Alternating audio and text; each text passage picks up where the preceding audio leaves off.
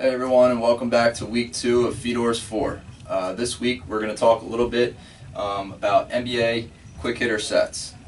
In the spirit of the NBA season, starting off, you got great games on TNT and ESPN every night now, so I love taking advantage of that and picking up on some quick hitter sets. What we're going to really focus in on is the pace at which these sets are ran. You'll see they're run very quickly with a purpose. We're also going to talk about the spacing. Okay, each of these has great spacing, allowing good players to make plays, and also positionless basketball. So when I'm drawing it up here on the board, I'm going to put some numbers on there just so it's a little bit easier to follow. But as you can see in each of these circumstances, the best player, or the guy that you would expect to have the ball in a scoring opportunity, has it. So it's up to you to kind of manipulate what guys are in what spots and make sure that it fits your team. All right, let's take a look. Okay, so for our first look, we're going to take a look at the NBA Finals champions from last year, the Golden State Warriors. Again, when you watch the clip, check out the pace at which they move, okay? We're going to get started in kind of a traditional spacing here with our big trailing, all right? And what will happen is he's going to come and get this guy, happens to be Klay Thompson. He's going to go ahead and tight curl this, okay? Tight curls this into the lane. As soon as that happens, point guard Steph Curry's dribbling over. We're going to hit this 5-man somewhere in the elbow area here. All right. As that's happening on the weak side here, our 4-man's going to work his way down. 3 just a little bit. So now what we're left with is our 2 right under the rim. Okay. Our 4, 3 are going to go ahead and stagger up. Our 5-man now has the ball somewhere in this elbow area, and our point guard is going to go ahead and cut over the top. All right. Cut to the corner, see what we have. As that happens, our first initial look will of course be the 1-man if we can get them streaking to the rim. If not, the 5 will immediately turn here, and we have our best shooter, Klay Thompson, coming off looking for a 3. Okay, as soon as that happens, our 4 and 3, they're going to go ahead and slip out just to create better spacing for us. And now, the 5-man still has the ball here. Okay, Klay Thompson's no longer open. Our 3 is going to go ahead and space out. Our 4 will go ahead and space out, and our point guard will pop back to the ball so that we can go ahead and play here. 2-man game, ball screen, okay, come off, roll, lift, okay, and then we're just playing basketball after that. All right, but it's a great set to get everybody moving, okay, to get a couple different looks for a shooter. We have some slips to get some interior paint touches, okay, as well as playing a 2-man game on the one side of the floor. All right, let's go ahead and take a look at the clip. Got those 4 fouls, so all they told him at halftime was just no reaches on defense. And then when Steph's not on the court, expect the Warriors to run more sets, a little less unscripted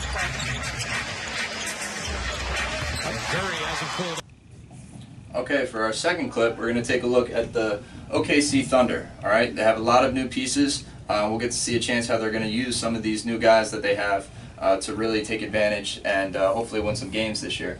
Now again, positionless basketball. I put some numbers up on the board here, but you're going to put guys in the position to succeed however it fits for your team. You'll see in this play, in this clip, Russell Westbrook's playing the 2, and we have Paul George being the primary ball handler. So it all depends, okay? Now this was also ran out of bounds, but we're going to kind of manipulate it here so that we can see it in a half-court set. All right, what we start with is almost like a horns look. We're going to come off the 3 here. It's going to be sort of a fake screen. Almost a slip. He's getting out of here early. 5-man's going to kind of set a rub flare screen here, get him out of the way. Now as soon as that happens, you'll see Paul George, great pace, again, speed dribble. As that happens, our 2-man, who happens to be Russell Westbrook, this possession is coming up. We get an exchange on a handoff here. So now it's very quick, and now Russell Westbrook finds himself in a side ball screen here with the 5-man coming out to get him. And we're going to have our 1, in this case, Paul George, in the corner. Okay, our 3 is now cleared out and spaced, ready to shoot. Our 4, same thing. So now we have our best player with the ball, side ball screen, kind of top, middle of the floor area here, somewhere right in the slot area. And he's coming off here looking to make a play. You'll see Russell Westbrook gets a pull-up jump shot, one of the best shots in his repertoire, but we'll also have the 5-man rolling, okay, and one of our better shooters coming back to lift.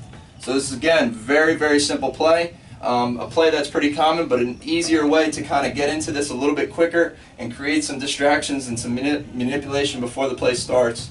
Again, take a look at the pace at which they run this all the way through. All right, let's take a look on the film. So they're going to figure it out. There's just no 2 ways about it, but Russ is just biding his time. Okay, here we go. For our third set, we're going to take a look at the Boston Celtics, way that they utilize their newly acquired Kyrie Irving. This is a great set for a late three, if you need a quick hitter for a three.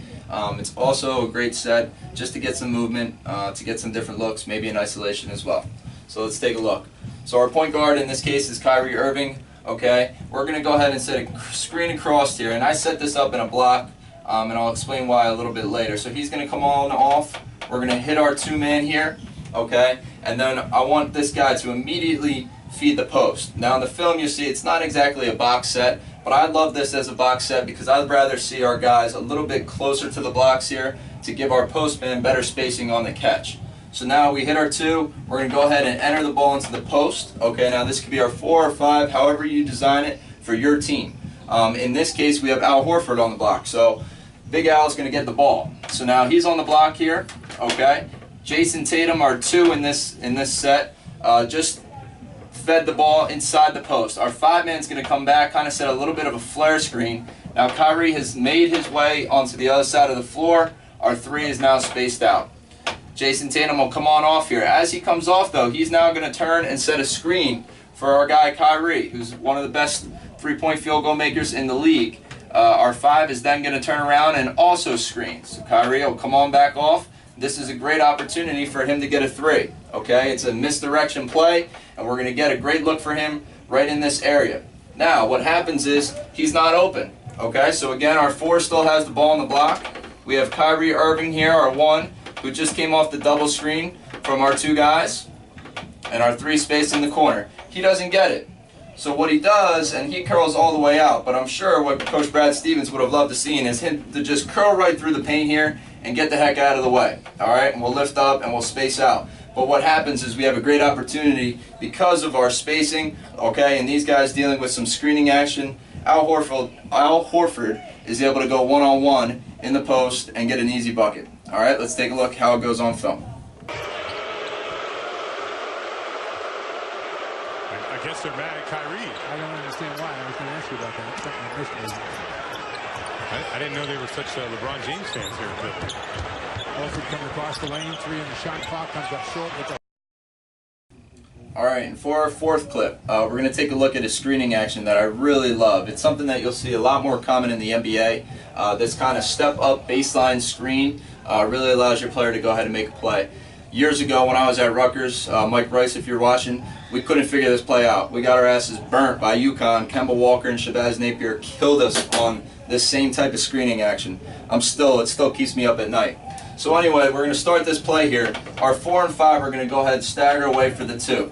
Okay? Happens to be Chris Paul. In this situation, our primary ball handler is James Harden, okay, for the Houston Rockets. Chris Paul here is going to come off this double screen. As soon as he comes off the screen, it's a quick hit from James Harden and a quick follow. Okay? So our 4 and 5 come staggered down, 2's coming on off. It's a quick hit, quick pass, and a quick follow, and we get a handoff right back to James Harden. So our 4-man, as soon as he screens, is clearing the heck out.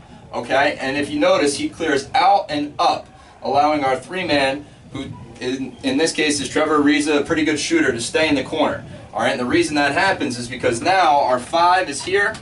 James Harden, our 1, is now got the ball back in his hands. Okay, and our 5 is coming back to set this baseline ball screen. We have our 3 up top. Our 4 is now spaced, and our 2, and Chris Paul, is at the top of the key. Now what we have is James Harden doing what he does, being one of the best ball screen players in the league, making a play here, coming off hard, putting pressure on the defense. Our 5-man goes ahead and rolls to the rim. You'll see here he hits him for an easy layup. But we'll also have is this baseline drive to a kick. Okay, if not, we'll have our 2 replacing back, and we can throw back and then go ahead and make a play here. So now let's take a look how it goes on film. Second season, Marv Albert, Chris Webber, David Aldridge with you on TNT.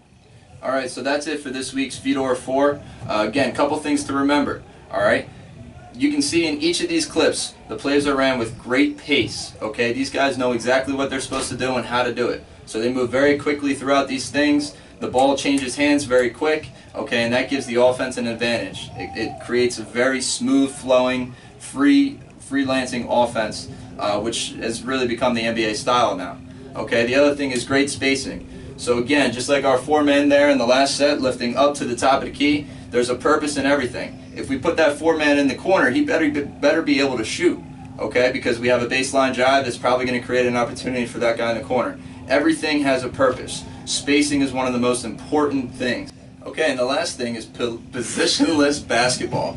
Okay, it's a really hard word to say. If you say it 10 times fast, okay, I'll give you a medal. Positionless basketball. It's up to you as the coach to put guys in the right position to succeed. Okay, so we had some really big name players out there. We had Chris Paul, James Harden, Steph Curry, Kyrie Irving, Al Horford. Okay, all of these guys are big time players, and you can see they had the ball in their hands at a time that it should have been. Okay, at an opportunity for them to score, and that's coaching. That's what it's all about. And that's why it's up to you guys to put your players in the best chance to succeed. I hope you enjoyed this week. Look forward to getting back with you guys next week. Take care.